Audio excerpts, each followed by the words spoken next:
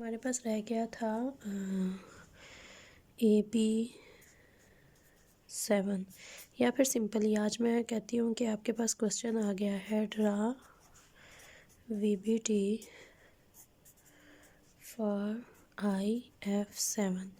अब ये किस में लाई करेगा, कितने बॉन्ड बनाएगा, उसके लिए मैंने पहले भी कहा था। सबसे पहले तो आपको पता होना चाहिए सेंट्रल एटम कौन सा है। सेंट्रल एटम वो है जिसने मिनिमम बॉन्ड बनाए हैं, या फिर कह लें जिसने मैक्सिमम बॉन्ड बनाए हैं। कैसे पता चलेगा आपको? सेंट्रल एटम वो होगा जिसने मैक्सिमम बॉन्ड बनाए होंगे। कैसे? अगर आप आयोडीन देखो, आयोडीन आपके पास मिनिमम अमाउंट में है। फ्लोरीन यहाँ पर 7 है और आयोडीन 1 है, मतलब 7 फ्लोरीन है और आयोडीन 1 है। तो ये 7 फ्लोरीन 7 फ्लोरीन इस एक आयोडीन के साथ अटैच हैं। तो मतलब आयोडीन ने फ्लोरीन के मुकाबले में बहुत ज़्यादा बॉन्ड बनाए हैं। 7 फ्लोरीन को इसने अटैच किया है, तो 7 बॉन्ड तो हमें सामने नज़र आ रहे हैं। बाकी हमारे पास किस तरह से ये आएगा, सबसे पहले हम लिखेंगे आयोडीन। आयोडीन का एटॉमिक नंबर हमारे पास होता है 53। तो नोबल गैस के अकॉर्डिंग लिखेंगे दिस विल बी क्रिप्टॉन। तो डी को यहाँ पर रखें, this will be 4D10 5S2 and 5P5। Bond formation में ये इन्वॉल्व नहीं होंगे। डी कंप्लीट है तो कंप्लीट डी बॉन्ड फॉर्मेशन में इन्वॉल्व नहीं होगा, बल्कि इसके आगे का जो 5D है 5 के साथ 5 4 को जो यहाँ पर 4D आप लिखते हो उसको हमने इस तरफ लिखा है। बॉन्ड फॉर्मेशन में इसने इन्वॉल्वमेंट शो नहीं करनी, लेकिन एस हमारे पास ज़रूर करेगा। तो एस को हमने यहाँ पर लिख लिया है और डी को हमने इनर शेल के अंदर काउंट कर लिया है। तो दिस इज़ 0, इसको 10 क्यों कर दिया हमने, दिस इज़ 0। अब हमारे पास हमें नज़र आ रहा है कि आयोडीन ने यहाँ पर बनाए हैं 7 बॉन्ड। तो अब हम लिखें यहाँ पर दिस इज़ एस, ड्रा करेंगे। ये हमारे पास है एस, ये हमारे पास है पी 1 और 2, और ये हमारे पास है डी 1 2 3 4 1 2 3 4 5 6 एंड 7। टोटल हमारे पास 7 इलेक्ट्रॉन थे।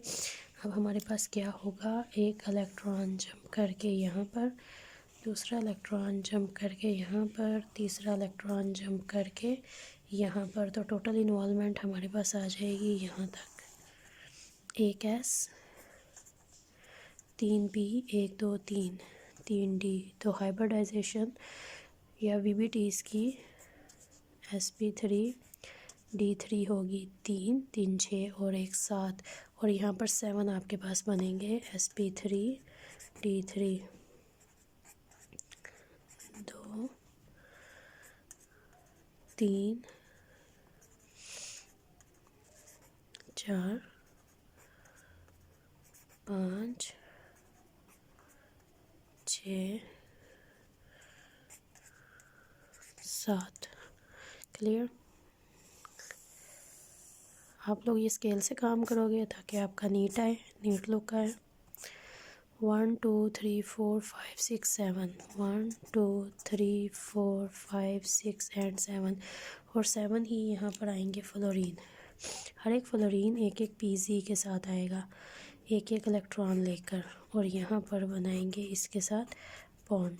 और हमें पता है कि जब 7 बॉन्ड बनते हैं तो हमारे पास ज्योमेट्री क्या होती है और किस तरह से हम उसको करते हैं ड्रा। तो हम इसको ड्रा करेंगे आयोडीन को, और फिर हम यहाँ पर करेंगे इलेक्ट्रॉन्स को प्लेस।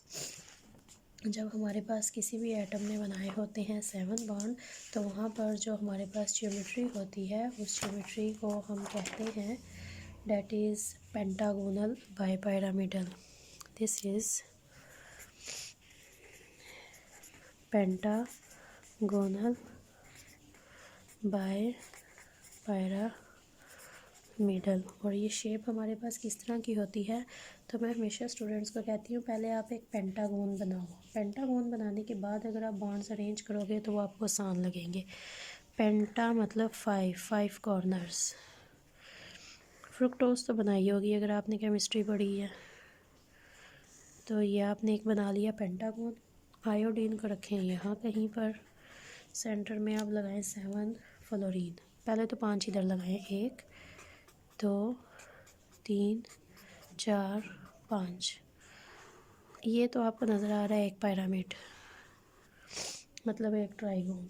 ये हो गया, एक बना लें इस तरह से सीधा, क्लियर, दूसरा इसके साथ सीधा, 6 और 7। ये आपके पास हो गया पेंटागोनल बाय पिरामिडल। वैसे आप अगर बॉन्ड ड्रा करके ऊपर पेंटागोन बनाओगे तो वो आपके पास नहीं बनेगा। अगर आप इसमें फ़र्दर देखना चाहते हो AB6E को, तो उसके लिए आप ज़ीनन हेक्साफ्लोराइड देख सकते हो, लेकिन ज़रूरी नहीं है कि आप उसको ड्रा करो। AB7 में सिंपल आपके पास एक केस भी काफ़ी है, उसको फ़र्दर आपको देखने की ज़रूरत नहीं है। मैंने लास्ट टाइम AB6 में AB6 करवाया था, AB5E करवाया था, और एक आपको मैं एग्जांपल देती हूँ। AB5E2 में आपने ड्रा करना है, ब्रोमीन है आपके पास, 5 यहाँ पर फ्लोराइड है, एक ऊपर माइनस चार्ज है, इसको आपने करना है ड्रा, क्लियर। माइनस चार्ज को माइंड में रखोगे, जब माइनस चार्ज आप ड्रा करोगे तो इसीलिए आपके पास 2 लोन पेयर आ जाएंगे, sp3d2 इन्वॉल्व होगी। प्रैक्टिस करें, जितनी ज़्यादा प्रैक्टिस करेंगे उतने ज़्यादा कॉन्सेप्ट्स आपके क्लियर होते जाएंगे। आज के लेक्चर में हम लोग स्टार्ट करेंगे एमओटी स्टार्ट करने से पहले अगर हम देखें कि जो हमने वीबीटी इससे पहले स्टडी की, उसकी हमारे पास बेसिक अजम्पशंस क्या थी। सबसे पहले थेरी स्ट्रक्चर्स को एक्सप्लेन करने के लिए, बॉन्ड फॉर्मेशन को एक्सप्लेन करने के लिए लिविंग स्ट्रक्चर स्टडी किए जाते हैं। That is not a theory, वो सिर्फ हमारे पास टॉट स्ट्रक्चर है। उसके बाद सबसे पहले थेरी हमारे पास आती है वेस्पर। हमने वेस्पर को स्टडी किया कंप्लीट, फिर हमने उसकी शॉर्ट कमिंग्स देखी कि क्या क्या बातें वेस्पर थेरी में एक्सप्लेन नहीं की गई थी।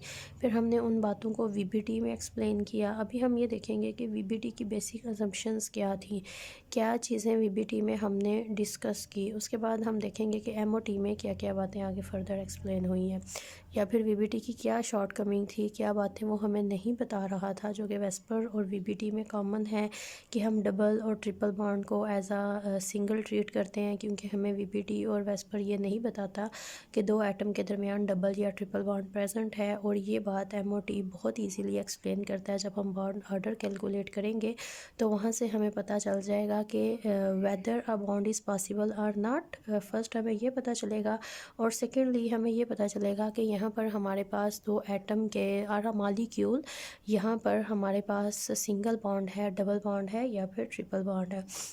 तो अगर हम वीबीटी की बेसिक अजम्पशंस देखते हैं तो वीबीटी में जो बात हमारे पास बेसिकली डिस्कस होती है डैट इज़ हाइब्रिडाइजेशन। हाइब्रिडाइजेशन की अगर बात की जाए तो हाइब्रिडाइजेशन में हम क्या कहते हैं, हाइब्रिडाइजेशन में जो हमारे पास होते हैं बॉन्डिंग ऑर्बिटल्स।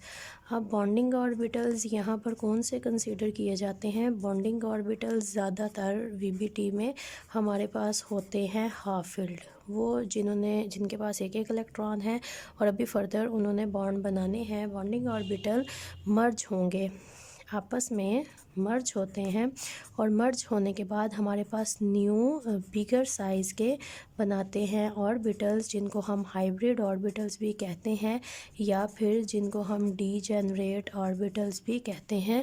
डीजेनरेट इनको क्यों कहा जाता है, डीजेनरेट का मतलब हमारे पास होता है दोबारा से बने हैं, इनका साइज़ हमारे पास सेम है, इनकी एनर्जी हमारे पास सेम होती है, इनकी प्रॉपर्टीज़ भी हमारे पास सारी की सारी सेम होती हैं। दो वो लोन पेयर की वेरिएशन आ जाती है, वो साइज़ में थोड़ा सा बड़ा हो जाता है, क्यों, वो न्यूक्लियस से थोड़ा दूर या फिर पास भी आ जाता है इन केस ऑफ कि वहाँ पर अगर एक स्ट्रॉन्ग इलेक्ट्रोनेगेटिव एलिमेंट प्रेजेंट हैं, जो हमने सारी बातें वीबीटी में डिटेल में डिस्कस की थी। तो बेसिक अजम्पशन हमारे पास ये आती है कि हमारे पास बॉन्डिंग ऑर्बिटल ज़्यादातर हाफ फिल्ड, कभी कभी फिल्ड भी होते हैं। They will merge and form a new orbitals, जिनको हम हाइब्रिड कहते हैं। They are bigger in size, they are degenerate, having same size and same energy. इसके अलावा जो हमारे पास बाकी के इलेक्ट्रॉन हैं, इलेक्ट्रॉन कह लें या फिर ऑर्बिटल कह लें, all other electron will remain undisturbed, वो वैलेंस शेल में हो, वो इनर शेल में हो, हमारे पास यहाँ पर वीबीटी में सिर्फ़ और सिर्फ वो ऑर्बिटल्स और इलेक्ट्रॉन इन्वॉल्व होंगे जो कि इन्वॉल्व हैं बॉन्ड फॉर्मेशन में। इसके अलावा वैलेंस इलेक्ट्रॉन हैं या इनर शेल्स हैं, they are totally not disturb, वो बॉन्ड फॉर्मेशन में इन्वॉल्व नहीं होंगे। ये बेसिक बातें हमारे पास आ जाती हैं वीबीटी की। उसके बाद अगर हम एमओटी की बात करें तो सबसे पहले एमओटी थ्योरी हमें दी किसने थी? 3 साइंटिस्ट। हुंड के बारे में आपने पहले भी सुना होगा। हुंड रूल भी है जो कि इलेक्ट्रॉन की फिलिंग के बारे में बताता है। उसके बाद हमारे पास मिलिकन है। मिलिकन को भी आपने पहले स्टडी किया होगा, इसने इलेक्ट्रॉन की वेलोसिटी को स्टडी किया था। मिलिकन ऑयल ड्रॉप मेथड जो आप स्टडी करते हो। इसके अलावा थर्ड आपके पास आता है हक्कल। हक्कल को भी स्टडी किया हुआ है आपने, अगर नहीं किया तो आगे जाके स्टडी करोगे। डी बाय हक्कल थ्योरी या डी बाय हक्कल रूल। तो ये 3 साइंटिस्ट हैं जिन्होंने मिलकर एमओटी थ्योरी दी, molecular orbital theory, MO theory या फिर MOT. 3 scientist Hund, Mulliken and Huckel. अब सबसे पहले हमारी अगर हम इनकी बात करें कि हमारी पास एमओटी की बेसिक अजम्पशंस क्या हैं। बेसिक अजम्पशंस ये वो बातें हैं जिनके ऊपर हमारी थ्योरी बेस करती है। ये वो बातें हैं जिनको हम आगे जाके इन्हीं के अकॉर्डिंग सारे स्ट्रक्चर्स को डिज़ाइन करेंगे, बनाएंगे। सबसे पहला पॉइंट हमारे पास आता है valence electrons are concerned with all nuclei which nuclei that are involve in bond formation. अब यहाँ पर ये क्या बात बता रहे हैं? दिस इज़ अबाउट, अगर आपके पास 2 हाइड्रोजन है, एक हाइड्रोजन यहाँ पर है, अगर हम इसको कहते हैं HA, second hydrogen is this, इसको हम कहते हैं HB। अब हमारे पास दिस इज़ न्यूक्लियस, इसको अगर आप न्यूक्लियस कहते हो या हाइड्रोजन, एक इलेक्ट्रॉन इसका है और दूसरा इलेक्ट्रॉन इसका है, तो हम कहते हैं कि ये जो हमारे पास वैलेंस इलेक्ट्रॉन है they are related to all nuclei. All nuclei किन के? जो हमारे पास यहाँ पर बॉन्डिंग मॉलिक्यूल के न्यूक्लियाई आएंगे बॉन्ड फॉर्मेशन में। जो न्यूक्लियाई इन्वॉल्व है means nuclei of hydrogen A and nucleus of hydrogen A and nucleus of hydrogen B। ये 2 इलेक्ट्रॉन, मतलब ये इलेक्ट्रॉन का पेयर इस न्यूक्लियस के इन्फ्लुएंस में भी आएगा और ये इलेक्ट्रॉन पेयर इस न्यूक्लियस के इन्फ्लुएंस में भी आएगा। This electron pair is equal for hydrogen A and equal for hydrogen B। This is first basic assumption कि हमारे पास जो वैलेंस इलेक्ट्रॉन है जिन्होंने आगे बॉन्ड बनाना है, अगर वो बॉन्ड बनाने की बजाय अगर हाइड्रोजन के अलावा किसी और को लें और यहाँ पर और इलेक्ट्रॉन हो तो हम उसको भी कहेंगे कि डैट इज़ इन्वॉल्व इन, वो नॉन बॉन्डिंग में आ जाएगा। तो लेकिन उसके ऊपर भी न्यूक्लियस का इन्फ्लुएंस हमारे पास होगा। This is your first point. अब सेकेंड अजम्पशन हमारे पास ये आती है valence electrons have influence on stability. VBT के अकॉर्डिंग जो हमारे पास सिर्फ और सिर्फ बॉन्डिंग ऑर्बिटल्स हैं जो कि हाइब्रिड ऑर्बिटल्स हैं, they have influence on stability. किसी भी मॉलिक्यूल की स्टेबिलिटी डिपेंड करेगी सिर्फ और सिर्फ हाइब्रिड ऑर्बिटल्स पे।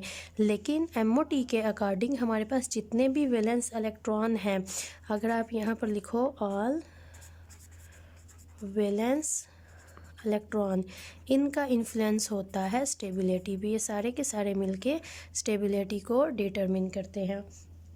थर्ड हमारे पास ये आ जाता है inner electron also make a contribution to the bonding but for simple molecule this effect is small. अगर इसके लिए मैं लिथियम की बात करती हूँ, लिथियम जिसका एटॉमिक नंबर 3 है, this is 1s2 and 2s1। Lithium जब हमारे पास बॉन्ड बनाता है तो ये तो इनर शेल है, इसको हम अकॉर्डिंग टू वीबीटी कहते हैं बॉन्ड फॉर्मेशन में इन्वॉल्व नहीं होगा। And this is valence shell, ये बॉन्ड फॉर्मेशन में इन्वॉल्व होगा। अकॉर्डिंग टू एमओटी ये जो दोनों शेल हैं ये बॉन्ड फॉर्मेशन में इन्वॉल्व होंगे। ऑर्बिटल्स, ये जो हमारे पास आता है इनर ये भी बॉन्ड फॉर्मेशन में इन्वॉल्व होगा। लेकिन हमारे पास क्या होता है, जो स्मॉलर सिंपल मॉलिक्यूल्स होते हैं वहाँ पर जो इफ़ेक्ट होता है इनका बॉन्डिंग में, बॉन्ड फॉर्मेशन में, स्ट्रक्चर में, स्टेबिलिटी में, वो स्मॉल होता है। बाकी जो हमारे पास बिगर साइज़ आते हैं, लॉट ऑफ इलेक्ट्रॉन, वहाँ पर इनका इफ़ेक्ट हमारे पास बहुत ज़्यादा मैटर करता है। तो ये 3 हमारे पास आती हैं बेसिक अजम्पशन।